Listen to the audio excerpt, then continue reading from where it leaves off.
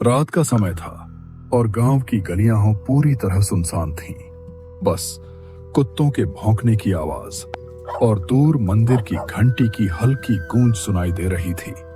गांव के बाहर एक पुरानी हवेली थी जिसके बारे में कहा जाता था कि वहां शाम के बाद कोई नहीं जाता। हवेली के पास पहुंचते ही हवा अचानक ठंडी हो गई। नीम के पेड़ के पत्ते बिना हवा के ही हिलने लगे। हवेली का बड़ा दरवाजा आधा खुला था और अंदर से ऐसी आवाज आ रही थी जैसे कोई धीरे धीरे सांस ले रहा हो। और यहाँ 4 दोस्त रामू की दुकान में चाय पी रहे हैं और बातें कर रहे हैं, क्योंकि आज अमावस्या की रात है और इस रात के कारण गांव में सन्नाटा है। और आज इस गांव में कोई भी रिक्शा वाला रिक्शा नहीं चलाना चाहता और गांव के सभी लोग सुबह जल्दी अपने घर चले गए हैं, दरवाजे बंद कर लिए हैं और सो गए हैं। तभी घुंघराले बालों वाला एक छोटा लड़का हाथ में कपड़े का थैला लिए चाय की दुकान पर आया और ऐसा लग रहा था जैसे वह कहीं जाने के लिए बेचैन है। उसने उन सबको देखा और उनसे बात करने लगा और वहां मौजूद हर कोई वहीं जम गया, जैसे वे बर्फ से हैरान होकर अपनी जगह पर जम गए हों और उस छोटे लड़के को हैरानी से देखते रहे, सोच रहे थे कि वह इस समय यहाँ क्या कर रहा है। इस समय गांव में एक चिड़िया भी अपने पंख नहीं फड़फड़ा रही थी। हेलो, मेरा नाम केशव है। मैं कल ही गांव आया था और आज अचानक मुझे खबर मिली कि मेरे कॉलेज में एक फेस्टिवल है और मुझे जाना है। मुझे अचानक खबर मिली है कि अगर मैं नहीं गया तो जो पैसे मैंने वहाँ दिए हैं वे बर्बाद हो जाएंगे, क्योंकि मुझे जाना है। मेरे बहुत सारे दोस्त, टीचर वहाँ हैं। उन्होंने मुझे ख़ास तौर पर बुलाया है, इसलिए मुझे जल्दी जाना है। क्या यहाँ से कोई रिक्शा वाला होगा जो मुझे स्टेशन तक छोड़ सके, क्योंकि मुझे बहुत जल्द गांव छोड़ना है। सुबह मेरा एक फंक्शन है। मैं आज निकलूँगा तो सुबह तक पहुँच जाऊँगा। प्लीज़ कोई मुझे रेलवे स्टेशन तक छोड़ दे, बड़ी मेहरबानी होगी। लड़का अभी बात कर ही रहा था कि अचानक एक बूढ़ा आदमी वहां आ गया। बूढ़े आदमी ने उसकी बातें सुन ली और फिर बूढ़े आदमी ने उसे सलाह देना शुरू कर दिया। बेटा, तुम इस गांव में नए लगते हो। मुझे तुम्हारा नाम तो नहीं पता, लेकिन उम्र में बड़ा होने के नाते मैं तुम्हें एक सलाह देना चाहता हूं। तुम इस गांव के बारे में कुछ भी नहीं जानते, इसलिए जरा ध्यान से सुनो कि ये रिक्शा वाले क्या कह रहे हैं। आज अमावस्या की रात है। इस गांव में लोग सालों से इस रात का इंतजार करते आए हैं, लेकिन जब ये रात आती है तो कोई भी यहाँ बाहर नहीं निकलता। लोग रात में गांव के रास्तों से नहीं गुजरते और उस हवेली के बारे में तो सोचते तक नहीं, क्योंकि उस हवेली में एक दरवाजा है, एक ऐसा दरवाजा जिसे हमारे बड़े बुजुर्गों ने सालों पहले खोल दिया था। उसके बाद उन्हें कई सालों तक इसकी सजा झेलनी पड़ी। फिर एक बड़े तांत्रिक पंडित आए। उन्होंने उस दरवाजे पर मंत्र पढ़ा और उसे हमेशा के लिए बंद कर दिया। जाते जाते उन्होंने हम सबको साफ शब्दों में चेतावनी दी कि इस हवेली का वो दरवाजा गलती से भी मत खोलना और अमावस्या की रात यहाँ से गुजरने के बारे में सोचना भी मत। हम सालों से उनकी बात मानते आ रहे हैं। अगर तुम हमारी बात नहीं मानोगे और अपनी जिद पर अड़े रहोगे तो जो भी होगा उसकी जिम्मेदारी हमारी नहीं होगी। नहीं बेटा, डराने के लिए नहीं कह रहा हूं, ये मेरा फर्ज था, इसलिए तुम्हें सब कुछ बता दिया। मुझे उम्मीद है तुम समझदार हो और स्टेशन जाने की अपनी जिद छोड़ दोगे, क्योंकि स्टेशन के रास्ते में ही वो हवेली पड़ती है, एक ऐसी हवेली जिसे सालों से किसी ने नहीं खोला। और आज अमावस्या की रात उसकी ताकत दोगुनी हो जाती है। मुझे उम्मीद है तुम मेरी बात समझोगे और आज इस गांव को छोड़ने के बारे में नहीं सोचोगे। फिर उस रात उसे ऐसा महसूस हुआ कि बूढ़े आदमी की सारी बातें बस एक कहानी ही थी। कैशव ने मुंह बनाया। बूढ़े आदमी ने उसे कोई सीधा जवाब देना ठीक नहीं समझा और गुस्से में वहां से चला गया। जाते जाते कैशव बड़बड़ाया, मैं आज के जमाने का जवान लड़का हूँ, ये लोग बस ऐसी ही डराने वाली बातें करते रहते हैं, किसी और को ये पुराने जमाने की कहानियां सुनाना। मैं आज का स्टूडेंट हूँ, मुझे सब समझ आता है। इस गांव के सारे लोग बेवकूफ हैं और मैं उनकी बातें कभी नहीं सुनूंगा। कैशव जैसे ही थोड़ी दूर आगे बढ़ा, उसे सुनसान सड़क पर एक रिक्शा वाला दिखाई दिया। वो रिक्शा वाला कद में छोटा सा, लगभग बौने जैसा था और उसकी आंखें असामान्य रूप से बहुत बड़ी थीं। वो सुनसान सड़क के बीचों बीच बिल्कुल अकेला खड़ा था, जैसे किसी का इंतजार कर रहा हो।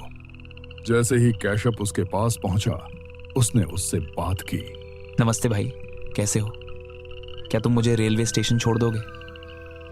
देखो, मैं समझ सकता हूं कि रात हो चुकी है और तुम मना भी कर सकते हो, लेकिन मैं तुम्हें ज्यादा पैसे देने को तैयार हूं। प्लीज मना मत करना। नमस्ते, तुम बोल क्यों नहीं रहे हो? क्या तुम मेरी बात सुन रहे हो? भाई जवाब दो, क्या तुम गूंगे हो? अच्छा, तुम बोल नहीं सकते, समझ गया। इसका मतलब तुम गूंगे हो। चलो कोई बात नहीं, अगर तुम सिर हिलाओगे तो मैं समझ जाऊंगा कि तुम हाँ कह रहे हो। फिर मैं रिक्शे में बैठ जाऊंगा। मुझे स्टेशन छोड़ दो। तुम जो भी कीमत मांगोगे मैं तुम्हें दे दूंगा, क्योंकि मुझे हर हाल में यहां से जाना है। गांव के बाकी सारे रिक्शा वाले पागल हो गए हैं, बस बकवास करते रहते हैं। मुझे उम्मीद है तुम समझदार हो, तुम्हें पैसे कमाने हैं, तुम उनकी तरह बेकार की बातें नहीं करोगे। अब बस अपना सिर हिला दो और फिर मैं रिक्शे में बैठ जाता हूँ। रिक्शा वाले ने धीरे से सिर हिलाया। केशव को लगा कि उसने हाँ कह दिया है। केशव रिक्शा वाले के रिक्शा में बैठ गया और रेलवे स्टेशन जाने के लिए तैयार हो गया। रिक्शा चल पड़ा। सुनसान सड़कों पर रात के अंधेरे में एक अकेला रिक्शा धीरे धीरे चला।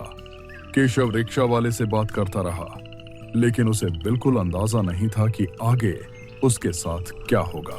रिक्शा धीरे धीरे चल रहा था और केशव खुशी खुशी उसमें बैठा था। उसे लगता था कि वो बस स्टेशन जा रहा है, लेकिन उसे बिल्कुल अंदाजा नहीं था कि ये रिक्शा वाला कौन है और उसे आखिर कहां ले जा रहा है। वह बस खुशी खुशी रिक्शा में बैठा रहा, अपना फोन इस्तेमाल करता रहा और रिक्शा वाले से बातें करता रहा। फिर अचानक जब केशव रिक्शे में बैठा था, रिक्शा हवा में उड़ने लगा। वह धीरे धीरे ऊपर उड़ता गया, जैसे कोई हवाई जहाज हवा में उड़ता है या कोई विशाल पक्षी आसमान में तैर रहा हो। केशव डरते डरते रिक्शा को पकड़ने की कोशिश करता रहा, लेकिन रिक्शा वाला कहीं दिखाई नहीं दे रहा था। रिक्शा हवा में अकेला, सुनसान और अंधेरी रात में उड़ता रहा और रिक्शा वाला अचानक गायब हो गया। फिर हवा में उड़ता हुआ रिक्शा उस हवेली की तरफ मुड़ा जिसे गांव वाले भूतिया हवेली कहते थे। धीरे धीरे रिक्शा हवेली के अंदर चला गया। ऐसा लगा जैसे वह हवेली के अंधेरे में ही गायब हो गया हो। गांव में चारों तरफ सन्नाटा पसरा हुआ था। रात के उस समय केशव उस भूतिया हवेली के अंदर घने अंधेरे में बेहोश पड़ा था। फिर जब केशव की आंखें खुलीं, उसकी याददाश्त पूरी तरह उलझी हुई थी। उसे समझ ही नहीं आ रहा था कि वह कहां है। वह घबरा गया, परेशान हो गया और खुद से बातें करने लगा। मैं कहाँ आ गया हूं? अभी कुछ देर पहले ही तो मैं गांव में था। कुछ लोग मुझे स्टेशन जाने से मना कर रहे थे। फिर मैं उनसे बात कर रहा था और तभी मेरी मुलाकात एक रिक्शा वाले से हुई थी। लेकिन अब मैं यहां कैसे पहुंच गया? हे भगवान, मुझे याद आ रहा है। रिक्शा हवा में उड़ने लगा था, वो आसमान में चला गया, बादलों के बीच उड़ रहा था। तो फिर अब मैं कहां हूं? ये कैसी जगह है? मैं किस अंधेरे में फंस गया हूं? बात करते करते केशव अनजाने में उस कमरे तक पहुंच गया जहां जाना सख्त मना था। उसने बिना सोचे समझे उस कमरे का दरवाजा खोल दिया और अंदर चला गया। जैसे ही वह कमरे में घुसा, उसकी नजर सामने पड़ी। एक बूढ़ा आदमी दीवार की तरफ मुंह करके खड़ा था। उसका शरीर बिल्कुल स्थिर था। वो किसी इंसान जैसा नहीं, बल्कि एक जिंदा लाश जैसा लग रहा था। नमस्ते, आप कौन है भाई? मुझसे बात कीजिए। नमस्ते, आप कौन है? प्लीज मेरी तरफ देखिए। जैसे ही बूढ़े आदमी ने पीछे मुड़कर देखा, केशव का चेहरा पीला पड़ गया और वह चौंक गया। बेटा, क्या तुम कुछ भूल गए? मैंने तुमसे साफ साफ कहा था आज गांव से बाहर मत जाना, लेकिन तुमने मेरी बात नहीं मानी। अब तुम इस गांव से हो जिंदा बाहर नहीं निकलोगे, बल्कि मर जाओगे, और तब पूरे गांव को पता चल जाएगा कि इस हवेली का आतंक आज भी जिंदा है। केशव डर के मारे कांप उठा। वह घबरा गया और धीरे धीरे वहां से भागने लगा। तभी अचानक उस बूढ़े आदमी ने अपना रूप बदल लिया। उसकी शक्ल पल भर में बिगड़ गई और वह एक भयानक भूत में बदल गया। इससे पहले कि केशव कुछ समझ पाता, वह भूत कूदकर पीछे से केशव को जकड़ चुका था। हवेली के अंदर ही उसने केशव को मार डाला।